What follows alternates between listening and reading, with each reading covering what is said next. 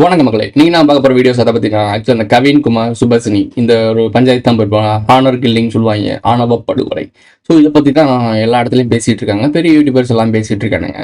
எனக்கு சிம்பிளான ஒரே ஒரு விஷயம், முதல் எம்ஜிட்டே இருந்து வருவோம். எம்ஜி இப்போ அந்த தர்மசலா அதை பத்தி பேசக்கூடாது அப்படி இப்படின்னு பேசணும். பட் இதுவும் ஒரு சென்சிட்டிவான ஒரு விஷயம் தானே.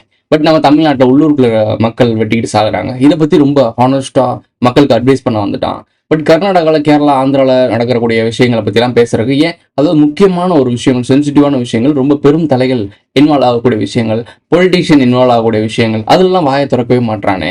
சிம்பிளான கொஸ்டின்ஸ். அவனோட ஃபாலோவர்ஸ் யாருமே இதெல்லாம் கேட்க மாட்டீங்களா அப்படின்றது எனக்கு தெரியல. இல்லை எம்ஜி சொன்னா எல்லாம் சரியா இருக்கும் அப்படின்னு நம்புறீங்களா?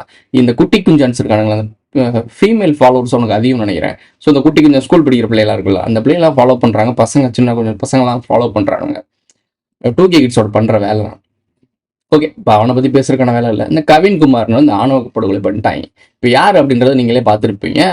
மேட்டுக்குடியும் கீழே குடின்னு சொல்லி இவங்க பேசி பிரித்து வச்சிருக்காங்க. மனுஷங்களுக்குள்ள என்ன எனக்கு புரியலை. எல்லாம் பாகுபாடை படித்தவங்க ஃபுல்லாக மண்ணைங்கெல்லாம் ஆண்ட பரம்பரைனாங்க. அவனுக்கு கீழே இருக்கவங்களாம் இந்த சேனாதிபதினாங்க. அது கீழே இருக்கவங்களாம் இவங்கெல்லாம் இப்படின்றாங்க.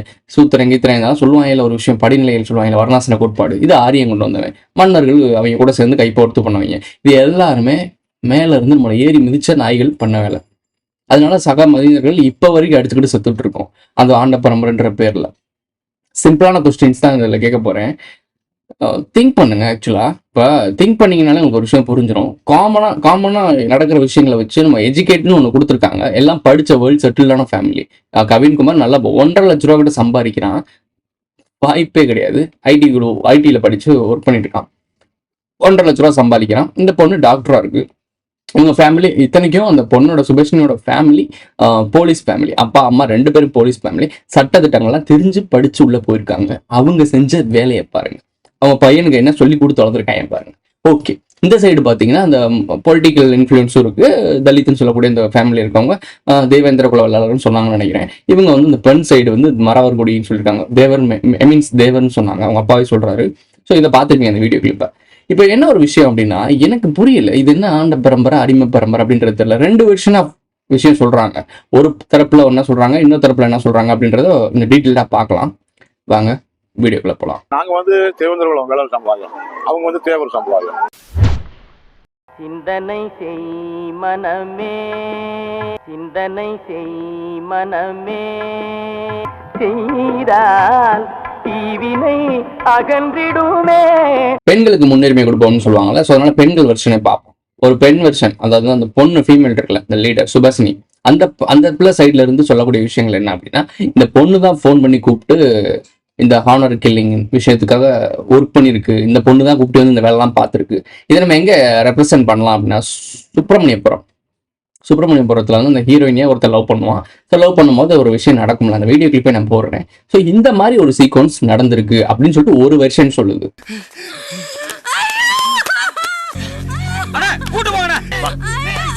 போதும் தான், நம்ம குடும்ப கௌரவத்தை காப்பாத்திட்டாங்க. நம்ம ரத்தம் தான் நிரூபிச்சுட்டா. அவனை செதில் செதில வெட்டி எறியலாம். இன்னொரு வருஷம் என்ன சொல்றாங்க அப்படின்னா, இந்த பையன் வந்து அந்த பொண்ணை பார்க்கக்கூடிய ஹாஸ்பிட்டல் நிறைய பேர் என்ன தெரியும் சொல்லிட்டாங்க. நம்ம வந்து மெயின் மேட்டர் சொல்லிடும். ஹாஸ்பிட்டலுக்கு போயிருக்கான் அந்த பொண்ணு, வேலை பார்க்குற ஹாஸ்பிட்டல். இவங்க தாத்தாக்கு உடம்பு முடியல, கூட்டி போயிருக்கான். நிறைய பேருக்கு உடம்பு முடியலாம் கூட்டி போவோம் போல. சக மக்கள், உதவி உடம்பு முடியாதவங்க அதெல்லாம் இருப்பாங்கல்ல, அவங்களெல்லாம் கூட்டி போய் ஹெல்ப் பண்ணக்கூடிய ஒரு ஆள். ஒரு லவ்வுக்காக இல்லை லவ்வரை பார்க்கறதுக்கு கூட பண்ணிட்டு போயிட்டோம். பட் இருந்தாலும் அந்த ஒரு பொது சேவை மைண்ட் இருக்கு. ஸோ மக்கள் நல்லா படிச்சிருக்கான், நல்லா ஒரு கோல்டு மெடலிஸ்ட்லாம் சொல்றானுங்க. படிப்பை பற்றி பெருசாக பேசலை, ஏன்னா படிப்புன்றதே கூமுட்டத்தனமான வேலைன்னு இப்போ புரியுது தெளிவா. இவங்க எல்லாரும் படித்தவங்க. இந்த பையனும் காலேஜ் போகிறான். இந்த பையனுக்கு 25 வயசுக்கிட்ட தான் இருக்கும். ஸோ காலேஜ் சேர்ந்து படிக்கிற டைமிங்க. இப்போ அவன் லைஃப் தொடர்ந்துருச்சு. ஐஸ் முழுக்க ஜெயிலில் தான் இருக்கணும். 2 பேர், அவங்க அப்பாவும் அம்மாவும் போலீஸ் எஸ்ஐன்னு சொல்லுவாங்களே, ஸோ எஸ்ஐயா இருக்காங்க. 2 பேரும் சப் இன்ஸ்பெக்டர்னு சொல்லுவாங்கல்ல, ஸோ அந்த கேட்டகரியில் இருக்காங்க. ஸோ இந்த கேட்டகரியில் இருக்கவங்க போலீஸ் ஃபேமிலியாக இருந்தாங்கன்னா நம்ம என்ன வேணா பண்ணலான்ற ஐடியாவா என்னன்னு தெரியல. இது இவன் படிச்சிருக்கான். 1.5 லட்ச ரூபாய்க்கு மேலே இந்த காலத்தில் எவன் சம்பளம் வாங்குறான்னு தெரியல இந்த ஏஜில். ஸோ இவன் வேலை பார்க்குறான். இந்த பொண்ணும் படிக்குது. 2 பேரும் மேஜர். 2 பேரும் சின்ன பசங்க கூட கிடையாது. 2 பேரும் மேஜர். இவங்களும் வெல்த்தான ஃபேமிலி. இவங்ககிட்ட சொத்து பத்திரம் நிறைய இருக்கு. இவங்களோட அதான் இந்த போலீஸ் ஃபேமிலியோட, அந்த பொண்ணோட ஃபேமிலியோட, இந்த பையனோட ஃபேமிலி வெல்த்தான். ஸோ இன்ஃப்ளூயன்ஸும் கொஞ்சம் அதிகமான பொலிட்டிக்கல் இன்ஃப்ளூயன்ஸும் இருக்கு. இவங்க வெறும் போலீஸ்காரங்க, ஒரு ஜாதி பட்டத்துக்கு பேர்லாம் பின்னாடி இருக்காங்க. இது என்ன ஒரு ஆணவ படுகொலைன்னு தெரியல. நேற்று வந்து 9/11 உங்களுக்கே தெரியும், 29 13ஆம் தேதி தமிழ்ல நாட்காட்டி போல் 13, ஆங்கில நாட்காட்டியில் 9/11 ஓகே. அதை நம்ம அதுக்குள்ளே போனால் சிம்பிள். இந்த ஒரு மர்டர் நடந்திருக்கு, இந்த மாதிரி கொண்டு போட்டு நேராக போய் போலீஸ் ஸ்டேஷனில் சரண் அடைஞ்சிட்டான். இந்த மாதிரி சொல்லி சரண் அடைஞ்சிட்டான். ஒரு வருஷம் என்ன சொல்கிறாங்கன்னா, இவன் தான் அந்த பொண்ணை புள்ளி பண்ணி, அந்த பொண்ணு வேலை பார்க்குற இடத்துலாம் போய் டார்ச்சர் பண்ணி, இந்த ஒரு டாக்ஸிக் பண்ணுவானுங்களே, லவ் பண்ணுன்னு சொல்லி தொந்தரவு பண்ணான்னு சொல்கிறாங்க. ஆனால் இந்த பொண்ணும் இந்த பையனும் இருக்க ஃபோட்டோஸ், ஏகப்பட்ட ஃபோட்டோஸ் அவங்க லீக் பண்ணிட்டாங்க. என்னடா அப்படி சொல்லிட்டு இருக்கீங்க அப்படின்னு சொல்லிட்டு லீக் பண்ணிட்டாங்க. 2 பேரும் பர்த்டேல செலிப்ரேட் பண்ணது, ஏதோ தீம் பார்க்லாம் போய் செலிப்ரேட் பண்ணது ஃபோட்டோஸ்லாம் நீங்களே பார்த்துருப்பீங்க இன்டர்நெட்டில். ஸோ அந்த மாதிரி போட ஆரம்பிச்சிட்டானுங்க. இப்போ இதை சொல்ல முடியாது, அந்த பொண்ணோட அனுமதி இல்லாமல், அதாவது ஒன் சைடு லவ்னு சொல்லவே முடியாது. அந்த பொண்ணை சேஃப்டி பண்ணுறதுக்கு, பொண்ணோட மானம் காப்பாற்றணும்னா அவங்க 2 ஃபேமிலியும் உட்காந்து பேசியிருக்கலாம். இவங்க போலீஸ்கார ஃபேமிலி தானே, எத்தனை பஞ்சாயத்தை நடத்தியிருப்பாங்க. வீட்டுக்கு பக்கத்தில் கொஞ்சம் தூரத்தில் உங்கள் போலீஸ்காரங்க வீட்டுக்கே கூப்பிட்டு, அவங்க அப்பா அம்மாவை கூப்பிட்டு, வாங்க என்னங்க மேட்ரு இப்படி இருக்குது, சரி வராதுன்னு பேசி சமாளிச்சிருக்கலாம். ஒரு வார்னிங் கொடுத்துருக்கலாம், இதெல்லாம் சரி வராதுங்க, நாளைக்கு முன்னாடி ஏதாவது தொண்ணு கிடக்க ஒன்று ஆகி போச்சுன்னா அப்படி இப்படின்னு ஏதாச்சும் ஒரு ஃபேமிலிக்குள்ளே சொல்லிட்டாலே அவங்க அப்பா அம்மா யோசிச்சிருப்பாங்க, எதுக்கு ரொம்ப இது மாதிரி ஆக போகுதுன்னு சொல்லிட்டு இவங்க அதுக்கப்புறம் இதுக்கான முன்னெடுப்பு எடுக்க ஆரம்பிச்சிருப்பாங்க. இல்லை பையனை ஏதாவது சொல்லி திருத்த பார்த்துருப்பாங்க, வேணாண்டா தம்பி வேணாண்டா முட்டுறா பார்த்துக்கலாம்னு ஏதோ ஒரு வழியில் பண்ணியிருக்கலாம். ஸோ லவ் பண்ணிட்டாங்க, பிடிச்சி போனால் கல்யாணம் பண்ணுவோம். எந்த காலத்தில் வாழ்ந்துட்டு இருக்கோம்? 2025 வாழ்ந்துட்டு இருக்கோம். சமூக நீதி பேசக்கூடிய காலம் இது. சமூக நீதி சொல்லி 50 ஆண்டுகள் என்ன ஒன்று வச்சிருக்காங்கன்னு தெரியுதா? கொண்டு விட்டாங்க, செத்து விட்டேன் அந்த பையன். இப்போ என்னாச்சு? அந்த வீட்டில் நல்லா படித்து நல்லா சம்பாரிச்சுக்கிட்டு இருக்க ஒரு பையன் இப்போ இல்லை. ஆனால் இந்த பொண்ணு வீட்டில் இப்போ நல்லா பாருங்க, இந்த ஆணவ படுகொலைன்னு சொல்லக்கூடிய விஷயங்கள் அப்பெல்லாம் பொண்ணுங்க சேஃப் ஆயிருது. ஒரு சில இடங்கள்ல வேணா பொண்ணுங்களுக்கு ப்ராப்ளம் வருது. பசங்க தான் எல்லா இடத்துலையும் அடி ஆறாங்க, பசங்க தான் எல்லா இடத்துலையும் சாகுறானுங்க. இப்போ இவ்வளோ விஷயங்கள் பார்த்துமே பசங்க ஏன் திருந்த மாட்டானுங்கன்னு தெரியல. இப்போ திருந்த வேண்டியது சமுதாயம் தான். பட் இருந்தாலும் நம்ம சமுதாயத்தை திருத்த முடியல அப்படின்னா நம்ம திருந்திக்கணும். ஒரு பொண்ணை பார்க்குறோம், ஜாதி மதம் பார்த்து லவ் வராது, அது உண்மைதான். பட் வந்துச்சு அப்படின்னா கொஞ்சம் மெச்சூர்டாக யோசிச்சோம் அப்படின்னா, இது சரி வராத மாதிரி இருக்குது அப்படின்னா டைரெக்டாக அதுக்கான விஷயங்களை பண்ணிடணும். முக்கியமான ஆட்கள்கிட்ட போய் இன்ஃபர்மேஷன் கொடுத்துடணும். இல்லை அதுக்கு சரி வருமா வராதான்னு உட்காந்து ஃபேமிலியாக மீட் பண்ணி பேசிடணும். அதுக்கு மேலும் இது ப்ராப்ளம் தான் அப்படின்னா விலகி போகிறது தான் நல்லது என்னை பொறுத்த வரைக்கும். ஏன்னா இப்போ இந்த பையனுக்கு வேற பொண்ணு கிடைக்காம இருக்க போகிறது இல்லை, அந்த பொண்ணுக்கு வேற பையன் கிடைக்காம இருக்க போகிறது இல்லை. இதனால ஒரு உயிர் இழப்பு நடக்குது அப்படின்னா அந்த உயிரிழப்பு போயிடுச்சுன்னா முடிஞ்சுங்க. இப்படிதான் செகண்ட் முடிஞ்சு திருப்பி கொண்டு வர முடியாது. அதுக்காக எந்த ஜாதியும் வந்து கொண்டு வர போறதில்லை, எந்த மதமும் கொண்டு வர போறதில்லை, எந்த கடவுளும் கொண்டு வர போறதில்லை. உயிர் போனதுதான். ஸோ இவ்வளோ பெரிய விஷயங்கள் பண்றதுக்கு முன்னாடி கொஞ்சம் யோசிச்சுக்கோங்க. 2 ஃபேமிலி கொஞ்சம் ஏற்கனவே அவனை கூப்பிட்டு நிறைய வார்னிங் பண்ணியிருக்காங்களாம். அந்த பையனை வந்து அந்த வீட்டு சைட்லேருந்து வார்னிங் பண்ணியிருக்காங்களாம்.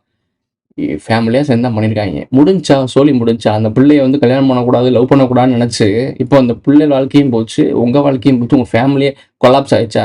நீங்கள் ஜெயிலேருந்து வெளியே வர்றதுக்குள்ள அப்புறம் ஆனால் உங்கள் பொண்ணோட ஃபோட்டோஸ்லாம் லீக் ஆயிடுச்சு எல்லா பக்கமும். எவனோ ஒருத்தன் வந்து உங்கள் ஜாதியில் வந்து கல்யாணம் பண்ணி கொடுப்பானா? ஐயோ நோயடா அப்படி இருக்காங்க. எனக்கு உண்மையிலே புரியலைங்க, இந்த ஜாதி வெறி எங்கேருந்து வந்துச்சுன்னே தெரியல. நீங்கள் சொல்ல மாதிரி இவங்க வந்து தேவர் கம்யூனிட்டி இருக்கவங்க தான் இப்படி பண்ணியிருக்காங்கன்னு சொல்கிறாங்க. தேவர் கம்யூனிட்டியில் முத்துராமலிங்க தேவர் வந்து பால் குடிச்சது யாரு? ஒரு முஸ்லீம் தாயிட்ட. வளர்ந்து படித்தது எங்கே? ஒரு சர்ச்சு சம்மந்தப்பட்ட ஒரு கிறிஸ்டின் ஸ்கூலில் படிச்சிருக்காரு. அவர் ஜாதி மதம்னா எதுவுமே இல்லாமல் ஏழை மக்களுக்கு தான் எழுதி கொடுத்தாரு. அதுக்கப்புறம் திருப்பி பிடிக்கிட்டாங்க, அது வேற விஷயம். பட் ஏழை மக்களுக்கு தான் பண்ணார். அவர் சாதி மதம் இல்லைன்னு சொல்லிட்டு இருந்த ஒரு நபர் அவர் இப்போ சாதி சங்க தலைவராக மாற்றிட்டாங்க. அதாவது சாதி சங்கத்துக்கு உட்பட்டு அந்த சாதி மட்டும் கும்பிடக்கூடிய ஒரு ஆளாக மாற்றிட்டாங்க. புரியுதா உங்களுக்கு? ஸோ இதுதான் மேட்ரு. கொஞ்சம் எஜுகேட் பண்ணணும். என்ன எஜுகேட் பண்ணணும்னா இங்கே எல்லாம் மனுஷங்க, சக மனுஷங்களா பார்க்க கற்றுக்கணும். அவன் ஜாதி மதம்னா இப்போ ஒவ்வொருத்தனுக்கும் ஒவ்வொரு இனிஷியல் இருக்கும். எனக்கு எம் இருக்கு அப்படின்னா ஒவ்வொருத்தருக்கு எஸ் இருக்கும், இப்போ கே இருக்கும், எம் இருக்கும், ஏதாவது ஒன்று இருக்கும். அந்த இனிஷியல் மாதிரி அவனோட பின்ன இருக்க குலப்பட்டம் இருக்குல்ல, அதையும் பார்க்கறதுக்கு அதை எஜுகேட் பண்ணணும். அவன் மேலே இவன் கீழேன்றது கொண்டு வந்தது யாருன்னா, நாயக்க மன்னர் ஆட்சியெல்லாம் நீ போய் பார்த்தீங்கன்னா அந்த ஒரு சில விஷயங்கள் ஒரு சில குறிப்பிட்ட சமூகத்தை ஒடுக்கி அந்த வேலைகள்லாம் பார்க்க வச்சதே இவங்க காலகட்டத்தில் தான். அப்போ இந்த விஷயங்கள்லாம் பூஸ்டப் பண்ணது இவங்க தான். அதுக்கு முன்னாடி மேலே போனீங்கன்னா செப்பி புல்வெளியிலேருந்து வந்தாங்க பார்த்துங்க, வர்ணாசிரம கோட்பாடு. அவங்க வெள்ளையா இருக்காங்கன்றனால அவங்க மேலே நாங்கள் தலையிலேருந்து வந்தேன்னு முடிச்சு விட்டாங்க. உங்களை ஏமாற்ற முடியும் ஈஸியாக. இந்த இந்திய மக்கள் வந்து குறிப்பாக சவுத் இந்தியா மக்கள் வந்து வெள்ள இந்தியான ஆட்கள் ஈஸியாக ஏமாத்திடலாம். இப்போ ஏமாத்துறதை வச்சுக்கிட்டு நீ இப்படி எவன் தான் வீரியமாக இருந்தானோ அவனெல்லாம் சத்திரன்ட்டேன். வீரியமாக இழுத்து சண்டை போட்டு மண்டையிலே எடுத்து ஒரே விட்டு ஓடுறாமோன்னு சொன்னவனப்பெல்லாம் சத்திரன்ட்டேன். அதுக்கு மேலே ஐயோ என்னையா முடியலையா அப்படின்னு சொல்லி யோசிக்கிறவங்க ஒரு சிலவங்க வந்து பிரச்சனையே வேணாம்னு நிம்மதியாக இருக்கும்னு நினைப்பாங்கல்ல. ஸோ நிம்மதியாக நினைக்கிறவங்கள அப்படியே ஒடுக்கி கீழே இறக்கிறது. இந்த வேலைலாம் பாரு அப்படின்னு சொல்லிடுறது. புரியுதா உங்களுக்கு? எவன்லாம் எதிர்த்து மூர்க்கமாக சண்டை போட்டானோ அவனுக்கு ஒரு பதவி கொடுத்து அவனை ஒரு அந்தஸ்தா வச்சுட்டானுங்க. எவன்லாம் எதிர்த்து மூர்க்கமாக சண்டை போடலையோ அவனை அப்படிலாம் ஒதுக்கி கீழே இறக்கிட்டாங்க. இதெல்லாம் பண்ணது ஒரு அரசியல் கட்டமைப்பு. அதாவது இப்போ இருக்கிறதுல ஆதியில் இருந்தது. இப்போவுமே பாருங்க, ஒவ்வொரு இடத்துலையுமே ஒவ்வொரு எம்எல்ஏக்கள், ஒவ்வொரு கவுன்சிலரும் ஒரு ஏரியாவில் நிற்க விடுறாங்கன்னா, அந்த ஏரியாவில் எந்த மக்களோட வாக்கு அதிகமாக இருக்கோ அந்த ஜாதி சம்மந்தப்பட்ட ஆட்களை தான் நிற்க வைக்கிறாங்க. புரியுதா உங்களுக்கு? இது அரசியல் இப்போ வரைக்கும் நடந்துட்டு இருக்கு. இவங்கெல்லாம் வந்து சமூக நீதி பேசுறேன்னு சொல்லி உங்களை ஏமாத்தி, இதெல்லாம் பேச்சு மேடை பேச்சுக்காக பேசுறது. இதுல பாரிசாலன் வந்துட்டான். இதை பாரிசாலனை பத்தி பேசி ஆகணும். பாரிசாலன் ஒரு போஸ்ட் போட்டிருக்கான், சாதிகள்லாம் தூக்கி எரிஞ்சிட்டு எல்லாம் தமிழ் தேசியர்களாம் தமிழர்களாம் ஒன்று சேரணும், குடிகள் அனைத்தும் ஒன்று சேரணும். இதே தான் டிசிபி பாண்டியன் பண்றான். டிசிபி பாண்டியனோட அந்த சங்கத்துக்குள்ள, அந்த இயக்கத்துக்குள்ள, அந்த அரசியல் வட்டாரத்துக்குள்ள அவன் கட்சி ஆரம்பிச்சிடான்ல, இதுக்குள்ள ஃபுல்லா உடையார் கூட்டம் தான் அதிகமா இருக்கு. அவன் ஆட்கள் தான் அதிகமாக இறக்கியிருக்கான். அதே மாதிரி பாரிசாலன் இப்போ ஒரு இயக்கம் ஆரம்பிக்க போறான். இதுக்கு பின்னாடி எல்லாமே ஸ்ரீலங்காவில் ஒரு காலேஜ் இருக்கு. அந்த காலேஜ் லாபி தான் இங்கே ஒர்க் பண்ணிட்டு இருக்கு. சிம்பிளா சொல்றேன். இப்போ பாரிசாலன் வந்து சாதிகள்லாம் ஒழிக்கணும், தமிழர்கள்லாம் ஒன்று சேரணும்னு சொல்றான். நான் ஒரு 4 வார்த்தை நறுக்குன்னு கேட்குறேன். இந்த 4 வார்த்தைக்கு மட்டும் பாரிசாலனோட ஃபாலோவர்ஸ் பதில் சொல்லிருங்க. அவன் மக்களுக்காக, சமூக நீதிக்காக, மக்களுடைய ஒற்றுமைக்காக தான் வேலை பார்க்குறான். அவனுக்கு சாதி வெறியெல்லாம் கிடையாதுன்றத நான் ஒத்துக்கிறேன். முதல் பாயிண்ட், அவனோட பேரு பாரிசாலன். அவனோட உண்மையான பேரு தினேஷ்குமார். பாரிசாலன் ஏன் பேர் வைக்கணும்? பாரிவேந்தன் கடையில் இப்போ வல்லர்கள்ல பாரிவேந்தன் ரொம்ப முக்கியமானவர் அப்படின்னு சொல்லி அதனால பாரிவேந்தன் வச்சிருக்காங்க. இவருடைய குலப்பேரு மலைமான் நத்தமான்னு சொல்றாங்க. இவங்களோட சாதிக்கும் பாரிவேந்தனுக்கும் கனெக்டன் இருக்கு. புரியுதா உங்களுக்கு? வேலியர் கொடுத்து சேர்ந்தவர், வேலியர் கொடுத்து இருந்தா வேணும் வந்திருக்கான். அந்த லைன்ல தான் வருது இவங்க லைன். ஸோ அப்போ அவங்களுடைய சாதிக்கிறனாலதான் பாரிவேந்தன் வச்சிருக்கான். எத்தனையோ வள்ளல் இருக்கு. கர்ணன் இருக்கு. அப்படி இல்லை, கர்ணனை விட ஒரு கொடை வள்ளல் யாராச்சும் இருக்கலாம்ல, கர்ணன் பேர் வச்சுட்டு போயிருக்கலாம்ல. ஏன் பாரிவள்ளல்னு வச்சிருக்காங்க? முதல் பாயிண்ட், அவங்க சாதியில பேர் வச்சிருக்காங்களா. 2வது பாயிண்ட், அவர் லவ் பண்ணி கல்யாணம் பண்ணிருக்கேன்னு சொன்னாங்க. அவங்க ஒய்ஃப் கிறிஸ்டினா, ஆனா இருந்தாலும் வர்மால இருந்து ரிட்டர்ன் வந்திருக்காங்களா. அப்படி பார்த்து காதல் யார் மேல வேணா வரும். அது நம்ம சாதிக்கா ஆளு மேலதான் காதல் வருமா? அவங்களும் இவங்க சாதிக்காரன் தான். இவர் குருவா இருந்தது யாரு? டிசிபி பாண்டியன். அவர் யாருன்னா இவங்களுடைய இவர் மலையமன்னா அவர் நத்தமான். 2 பேரும் 2 பிரிவு, ஆனா ஒரே உடையார் கூட்டம். ஸோ இது 3வது பாயிண்ட். 4வது பாயிண்ட் என்ன அப்படின்னா, இவங்க எல்லாம் ஒரு சாதி சங்கம் இதெல்லாம் உருவாக்குறாங்க. இல்லை, 4வது பாயிண்ட் இன்னும் முக்கியமா பாரிசாலன் சைட்ல அவன் படிச்ச காலேஜ் என்னன்னா எஸ்ஆர்எம் யூனிவர்சிட்டி. அதோட ஓனர் யாருன்னா அவரும் இவங்களுடைய, அவர் பேர் என்ன, பாரிவேந்தர் தானே. அவருடைய பின்புலம் என்னன்னா இவங்களுடைய கேஸ்ட் சைடு தான் வருது. இவங்க கேஸ்ட்டை பார்க்கல, இவங்க தமிழ் சமூகத்தை ஒன்றிணைக்கிறாங்க. எப்படி பாரு, இந்த 4 கேள்வி தானே. இதுக்கு மேலே இன்னும் போகலாம் உள்ள, ஏற்கனவே நிறைய பிரிச்சு மேஞ்சாச்சுவீங்கள. இந்த 4 கேள்வி நறுக்குன்னு இருக்கா. இந்த 4 கேள்வி தெளிவாக, இதெல்லாம் கோயின்சிடன்ஸ் சொல்லி நம்புனா நீ தான் முட்டாப்பேன். இவங்க மாதிரி எல்லாம் தலையில உட்கார வச்சுட்டு இவங்க ஆட்சி நடந்துட்டு இருக்கும் போது இவங்களுடைய ஆட்கள் மட்டும் மேல அதிகாரத்துல உட்காந்து திண்டுகிட்டு இருப்பாங்க. இப்ப எப்படி நீ வெளியாளு கன்னடம், தெலுங்கு, மலையாளி உள்ள வந்து தின்னுட்டு இருக்கானோ, அதே மாதிரி இப்ப ஊடுருவி இருக்கிற கோமாளி, இந்த கோமாளியில இந்த இடத்த சேர்ந்தவங்க இல்ல. பாரிசாலனை பத்தி டிசிபி என்ன சொல்றான்னா கன்னட யூதன்றேன். எங்கிட்ட என்னன்னா இந்த ஆள் மட்டும் இப்ப என்ன, இப்ப அவன் கன்னட யூதனா மலையமான் நத்தமானா அவங்க 2 பேரும் ஒரே பிரிவு, ஒரே லைனேஜ்ல இருந்து 2 பிரிவு. அது 2 பிரிவுல ஒண்ணுதான் அந்த அவன் கன்னடன்றான். நீயே கன்னடம் தான், பெங்களூர் தான் வாழ்ந்திருக்க, அவனுடைய பூர்வீகமே பெங்களூர் தான். அங்கதான் 10 வருஷம் இருந்திருக்க. இங்க வந்து தியாக துர்க்கம் பக்கத்துல தான் ஒரு ஊருன்னு சொல்றாங்க. எங்களுடைய சொந்த ஊர் வந்து குன்னியூர். இது உளுந்தூர்பேட்டைக்கும் கள்ளக்குறிச்சிக்கு இடையில இருக்கிற தியாகதுருகம்ன்ற ஒரு சிறிய நகரத்துல இருந்து ஒரு 6 கிலோமீட்டர் தூரத்துல எங்க ஊர் இருக்கு. ஆக்சுவலா நான் தியாகதுர்கம் அவரோட ஊருன்னு சொன்னேன். அது இல்ல, தியாகதுர்கத்துக்கு பக்கத்துல தான் அவனோட ஊரு. தியாகதுர்கம்ன்றது வந்து ஒரு நேம் வந்து துர்கா தியாகம் செஞ்ச ஊருன்னு தான் பேர் வச்சிருக்காங்க. அதை அவரே சொல்லியிருக்காரு, தியாகதுர்கத்துக்கு பக்கத்துல எங்களோட ஊருன்னு சொல்லியிருக்காரு. அப்புறம் என்ன டிகோட் பண்ணிருக்கணும்? முதல் தான் ஊர்ல இருந்து தான் டிகோட் ஆரம்பிச்சிருக்கணும். எங்க ஊருக்கு பக்கத்துலயே பாத்தீங்கன்னா தியாகதுர்கம்னு ஒரு ஊர் இருந்திருக்கு. அப்போ துர்கா தியாகம் பண்ண ஊரு. அப்ப துர்காவையும் பரசுராமனையும் பிடிச்சு தூக்கி பிடிக்கிற இவன் ஊர் பக்கத்துலயே தியாகதுர்கம் இருக்குன்னா இவங்க யாரு? சிம்பிள். இப்படி நீங்க ஒரு கேள்வியில கேட்க ஆரம்பிச்சீங்கனாலே கரெக்டான கேள்வி கருக்க இறக்குங்க. இவங்க எல்லாம் ஈஸியா தூக்கிடலாம். உங்களை ஏமாத்ததான் வராங்கன்னு சிம்பிளா சொல்லிட்டு இருக்கீங்க. ஜாதி மதம்லாம் உருவாக்கி, கட்டமைப்பை உருவாக்கி இவங்க எல்லாம் பேசிட்டு இப்ப திருப்பி அதே சாதி மதத்தை ஒழிக்கிறேன்ற அதாவது இந்த படம் மாதிரி தான், அன்னியின் படம் மாதிரி தான். கம்ப்ளைண்ட் கொடுத்தவனும் கம்ப்ளைண்ட் எடுத்துக்கிட்டவனும் ஒரே ஆளா அப்படின்ற மாதிரி இவங்களும் அதே மாதிரி தான். சாதியை புகுத்தினவனும் சாதியை மறைக்கிறவனும் இவங்க ஒரே ஆளா அப்படின்ற மாதிரி. இப்போ வந்து தமிழ் தேசியம் சொல்ற பேர்ல ஒவ்வொரு காலகட்டத்திலையும் ஒவ்வொரு பேர்ல வியாபாரம் பண்ண வந்தாங்க. மொத உள்ள வந்தது வந்து விவசாயம்ன்ற பேர்ல நாகரிகத்தை புகுத்துறதுக்காக உள்ள வந்தாங்க. 2வது அரசாங்க அதிகாரம், ராஜ்யம். 3வது இப்ப ரீசெண்டா வந்தாங்க வேறு பிரிட்டிஷ். 4வது டெமோக்ரஸி. 5வது இப்ப தமிழ் தேசியம். இதுவும் ஃபெயிலியர் ஆச்சுன்னா அடுத்து மக்கள் புரட்சி. எல்லாரும் ஃப்ரீயா இருக்கணும், யாரும் கட்டுப்படக்கூடாது அப்படின்னு ஒண்ணு வரும். ஸோ இப்படித்தான் அவங்க ஒவ்வொரு டைமும் ஒவ்வொரு கட்டத்துலையும் வேற இடத்துல மாறி வேற மாஸ்கை போட்டு வந்துட்டு இருக்கானுங்க. நீங்க அவனை நிப்பாட்டவே முடியாது. அவங்க நிப்பாட்டுறதுக்கு ஒரே வழி அவேர்னஸ். உனக்காக ஒருத்தன் வெறி குண்டு பேசுறான்னா அவனை பின்படுத்த தேடு. அவனுடைய நோக்கம் என்னன்னு தேடு. அவன் நோக்கத்தை புரிஞ்சுக்கிட்டேன்னா அவனுடைய செயல்பாடு என்னன்னு தெரிஞ்சிடும். சிம்பிள். பாரிசாலன் ஏக்கத்த ஆரம்பிப்பான், அவனுக்கும் ஃபண்டு வரும், அவனே ஒரு ஆளா உருவாக்குவாங்க, அவன் உனக்கான ஆள் நீ நம்புவ. இப்போ எப்படி டிஎம்கே ஏடிஎம்கே எல்லாம் பார்த்தேன், தீக்கான ஒரு கட்சி இருந்துச்சு, அந்த தீக்கா கட்சியிலேருந்து அதாவது ஈவேராட்ட இருந்து தானே பிரிஞ்சு வந்தது தானே டிஎம்கே, டிஎம்கேலேருந்து பிரிஞ்சு வந்தது தானே ஏடிஎம்கே. தாய் கழகம் ஒன்று தானே. அதே மாதிரி தான் சிபி பாண்டியன்ட்டு விலகி போனவன் பாரிசாலன் தனி இயக்கம் ஆரம்பிப்பானா, அவன் போகிறான். ஒரே பேட்டர்னில் தான் ஏமாத்திட்டு இருக்காங்க. உங்களுக்கு தான் புரிய மாட்டேங்குது. லாஸ்ட்டாக அவன் முடிச்சிருவான்.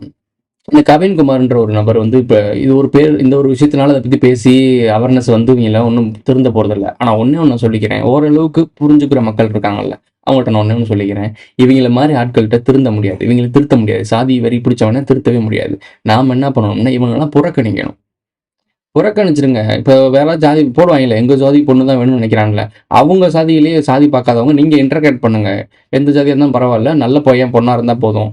பாரிசாலன்னு திருப்பி பேசிதான் ஆகணும். என்னன்னா அவன் ஒரு வீடியோவில் சொல்லியிருப்பான், காசு பணம் அதிகமாகிடுச்சு, இப்போ ஒரு டாக்டர் பையன் டாக்டர் பொண்ணு 2 பேரும் ஒரே கேஸ்டா வேற கேஸ்டா இருந்தாங்கன்னா கல்யாணம் கொடுத்துருவாங்க. ஏன்னா அந்த இடத்துல அந்தஸ்து இருக்கு, பணம் இருக்குன்னு சொல்லுவாங்க. இப்போ இந்த பையன் ஃபேமிலி இவங்களை விட ஒரு வெல்த்தான ஃபேமிலி, நல்லா படிச்சு 1.5 லட்சம் சம்பாரிச்சுட்டு இருக்கான் அந்த பையன். இதுனாச்சும் அது இந்த மருத்துவம் தான், அதாவது ஆயுர்வேத மருத்துவமா ஏதோ சொன்னாங்க. ஸோ அந்த டாக்டர் எம்பிபிஎஸ் டாக்டர் மாதிரி இல்லை, இவங்க வேற டாக்டர் தான், இந்த ஆயுர்வேதம் சித்தான்னு சொல்லுவாங்களா அந்த மாதிரி டாக்டர் தான்.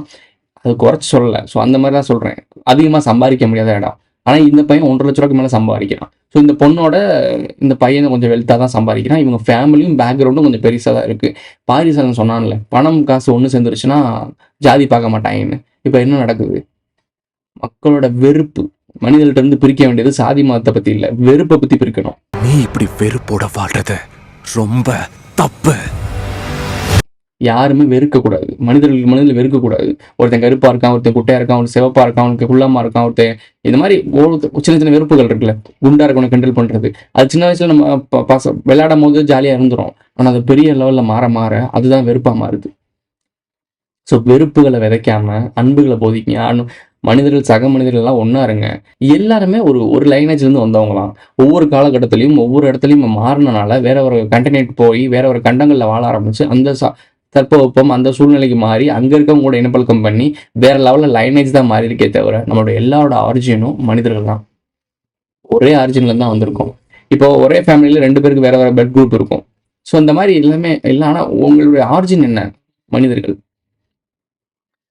என்ன சொன்னாலும் நீங்கள் கேட்க போகிறதில்ல. எல்லாருமே நான் இதை வச்சு ஒரு கண்டென்ட் கிரியேட் பண்ணிட்டு போயிட்டே இருப்பாங்க. இப்போ நம்ம செய்கிறது ஒரு கண்டென்ட் கிரியேட் மாதிரி தான். பட் இருந்தாலும் ஒரு சில முக்கியமான விஷயங்களை சொருகணுன்றக்காக தான். எனக்கு கரெக்டான இடத்துல கரெக்டான விஷயத்தை சொருகணும் தான் என் மண்டையில் உட்காரும்.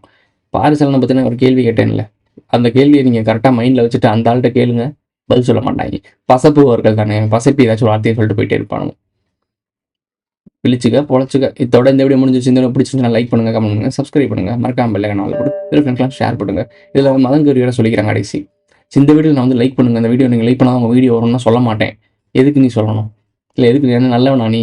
இப்போ இந்த வீடியோ வந்து லைக் பண்ணுங்க, கமெண்ட் பண்ணுங்க, ஷேர் பண்ணுங்கன்னு சொன்னால் நீ கெட்டவனா? என்னடா டே, நீ பண்ணுறதே வியாபாரம்டா. அப்படி நீ பேசுகிறத தர்மசாலாவில் பேசியிருக்கணும். அவ்வளோ ஹானஸ்ட்டாக மக்களுக்காக இருக்கேன்னா தர்மசாலாவில் நீ பேசியிருக்கணும். லைக் கமெண்ட்டை சொல்ல மாட்டேன். இப்படி தான் எமோஷனலாக அவங்க தூக்குறாங்க. ரத்தம் ரத்தத்தை பருகும், ரத்தம் ரத்தத்தை கேட்கும். ரத்தம் தான், ரத்தம் மட்டும்தான் என்றென்றும் நிலைத்து நிற்கும்.